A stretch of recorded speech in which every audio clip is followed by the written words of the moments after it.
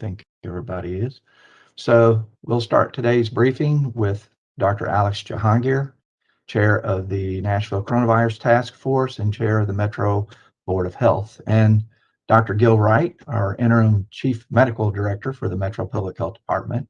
Also here to help answer your questions will be Hugh Atkins with the Health Department. We'll begin with Dr. Jahangir. Hey, good morning, everyone. Thanks so much for hopping on this morning. Here's the latest on coronavirus here in Davidson County. The number of active cases today is at 1,867, which is slightly less than where we were last week.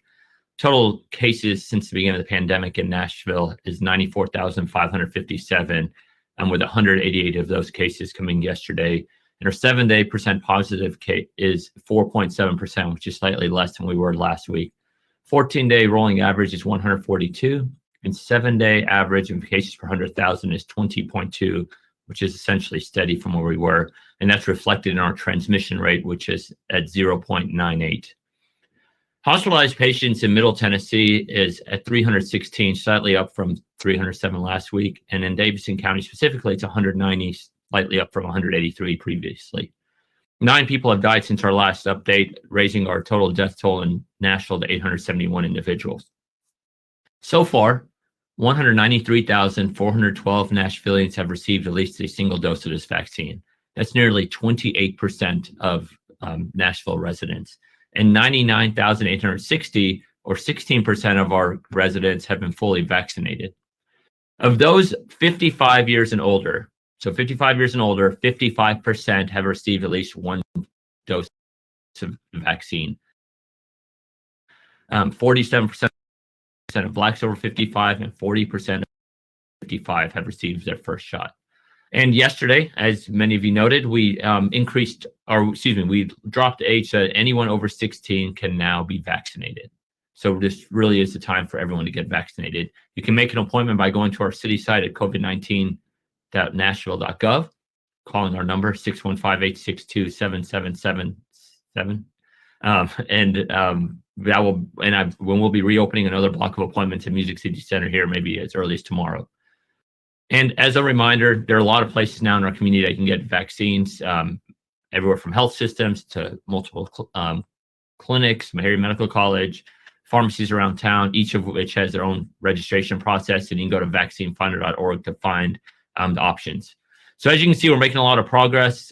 Let's shoot for the mayor's goal of hitting 50% of Nashvillians receiving at least one shot of the vaccine by May 1st. So 50 by 5. Let's do this. I think we're making great progress. Thank you so much. Look forward to your questions. I'm going to turn over to Dr. Wright. Thank you, Alex. Good morning. We are making progress to increase vaccination rate in Nashville. We hope to, and with help to support our goal of 50 by 5, we did change our age, our age restrictions from 55 down to 16 and older. So anyone in Nashville that wants to get vaccinated can now get vaccinated. Thanks to the great work of our team, we're averaging about 1,700 shots a day at Music City Center. The team at Music Center broke a one-day record by giving 2,084 doses on Tuesday. Our community partners have helped our mobile team give an additional 1,374 vaccinations this past week in Nashville's underserved neighborhoods. The demand for vaccine in Nashville is still greater than the supply. Our team will expand slots as additional vaccine becomes available. The good news is there's a growing number of vaccine opportunities in our area, including at area pharmacies. And as Alex said, visit vaccinefinder.org to find a location that's close to you, or you can go to covid19.nashville.gov to find an appointment at Metro's vaccination site at Music City Center. As of today, 27.8% of Nashvillians have received their first shot. With everyone's help and a robust supply of vaccine, we'll reach our goal of 50% by May. And remember, if you're a Davidson County resident, you travel to another county to be vaccinated, you're still counted towards Davidson County's percentage. This is like testing. It's based on where you're a resident, not where you get tested or now vaccinated. According to the CDC, COVID cases have increased in 23 cases. Right now, Tennessee is not one of those states. We need everyone to do their part to keep case rates low and moving in the right direction. Many Nashville families will be gathering for the Easter holiday this weekend. Please keep in mind the importance of wearing your mask and staying socially distanced.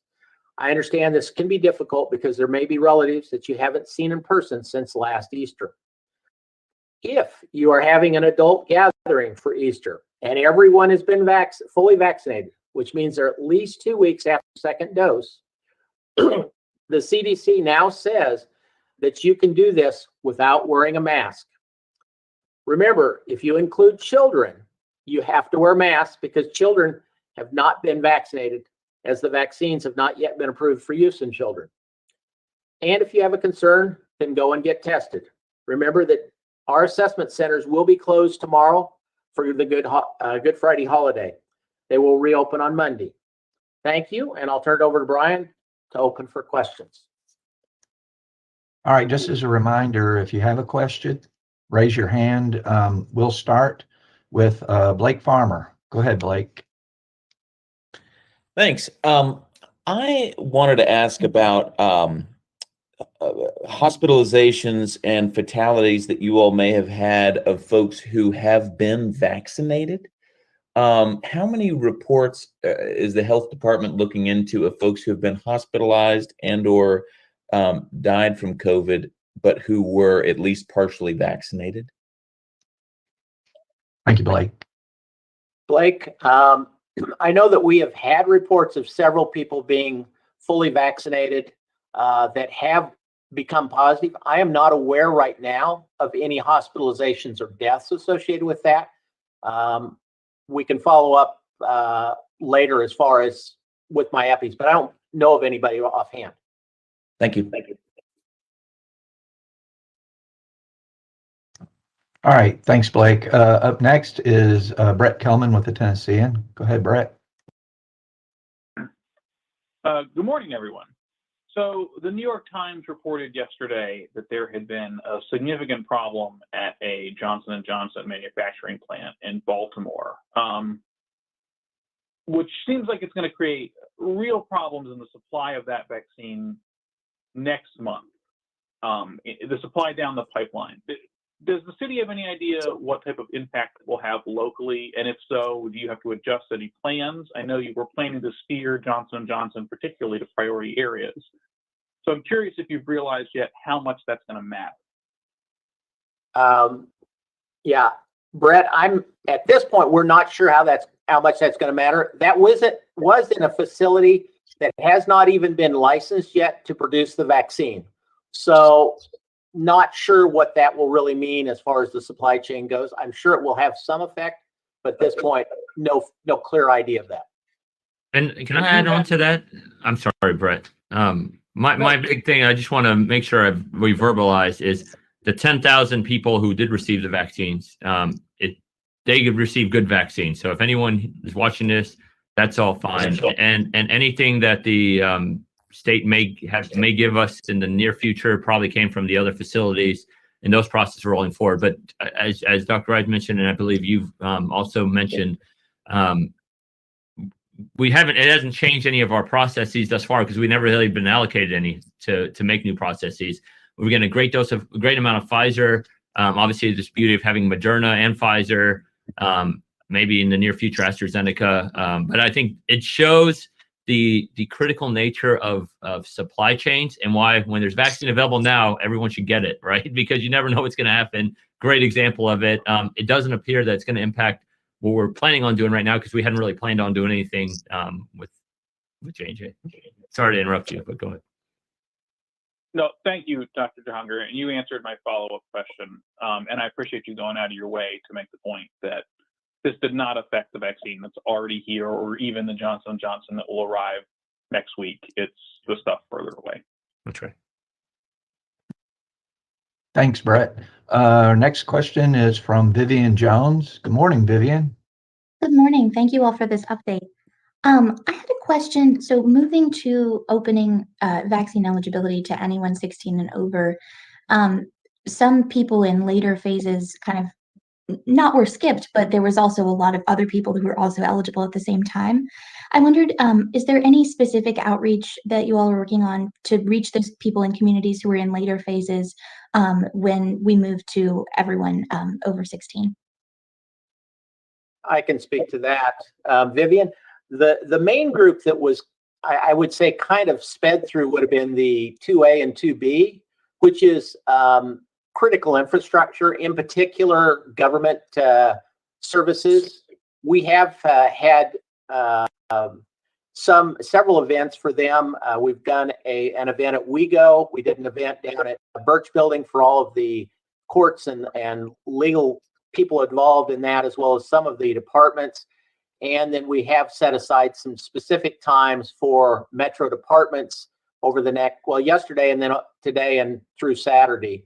So we are working on those. But those were the main main categories in that 2A and 2B. But they are welcome, if they didn't get vaccinated, they are welcome to sign up. We do have, or did have, openings as of yesterday. I think they are now full once we move to the 16 plus, but we will reopen again tomorrow at 10 for more appointments. Thank you. Thank you, Vivian.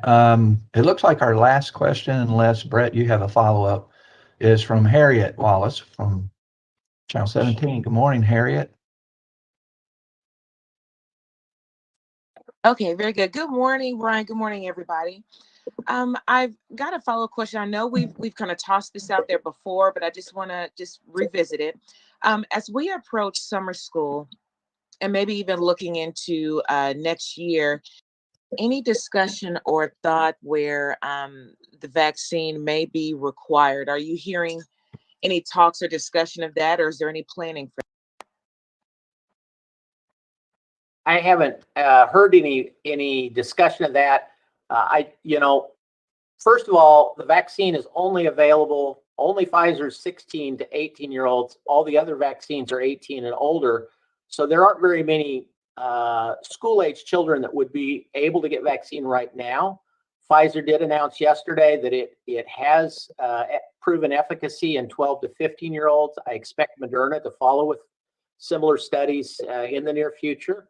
But even then, it will take, several weeks to a month or more to get the approval for children and such. So I don't think that for summer school that it will really could really be implemented in that way. And I haven't had any discussion with schools about whether they have any desire to do that.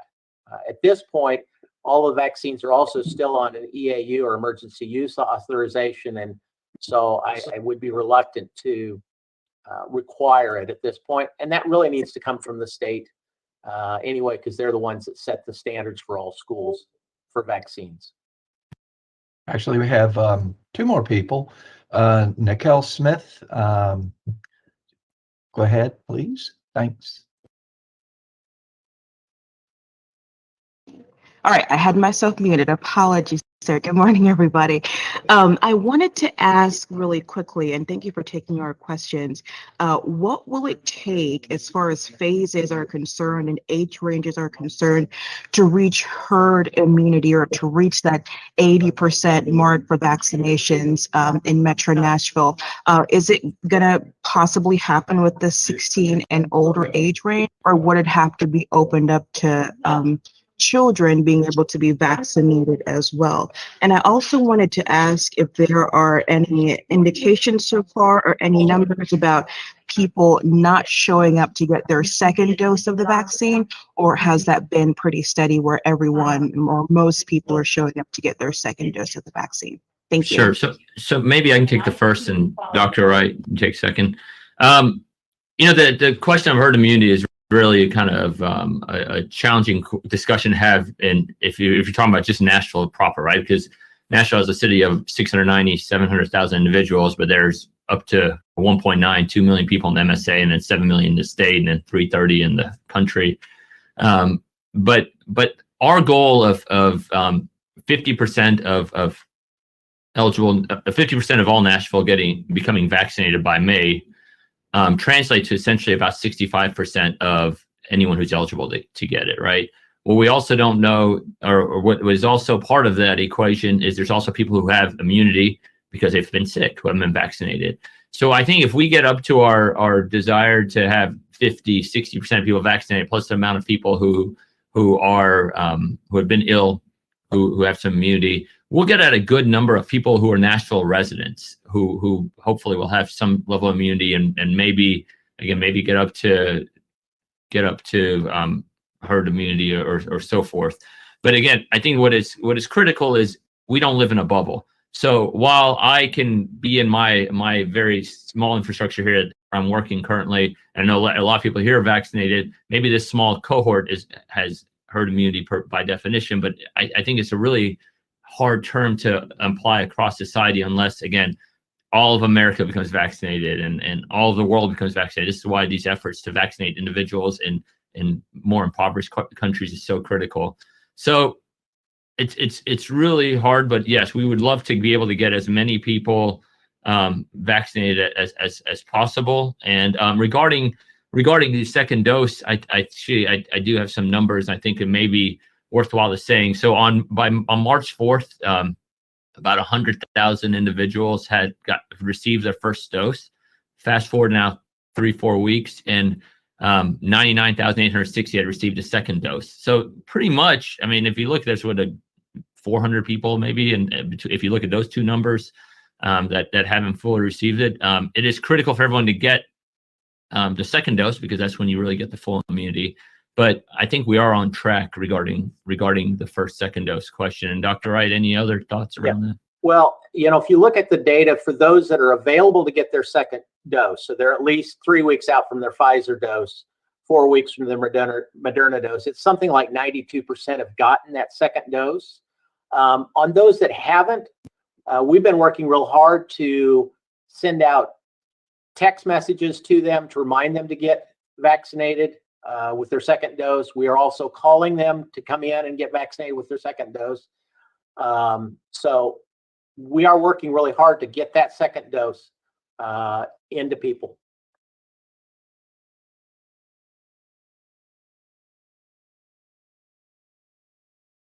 Ryan, you're on mute. Sorry about that. Thanks, Nikhil. We have another follow-up question from Blake. Go ahead, Blake. Yeah, since people are being quiet, I've got two. One is you'll probably saw that Hamilton County extended their mask mandate for, I guess, the month of April. After that is going to lift it. Is there any discussion about an end date to Davidson County's mask mandate? At this point, I think that from the CDC, we're seeing benefit from the mask mandate. We're reviewing it and looking at, there's no plans to change it, or to change it indoors. We are looking at outdoors and how that might be changed with some of the increase in vaccination rate, the fact that it's outdoors. So, but at this point, we haven't changed it. And you're saying that there could be a change in the near future with sort of outdoor requirements for the mask? We're looking at that as a possibility, but that's where we're at this point, is just kind of reviewing it and what continues to make sense. Because the CDC does say, as you're vaccinated fully, you can be around others that aren't to some degree. So. But Blake, I want to clarify, we have not, there's no discussions right now of lifting the Davidson County mask mandate, period, in whole. Yeah. Excellent. Thanks.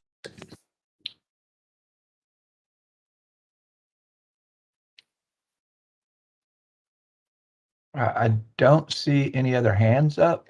That being the case, thank you all for being here and being part of this. Our next COVID press briefing will be held via WebEx on Thursday, April 8th at 9:30. Thank you for joining us, and this concludes today's briefing. Thanks.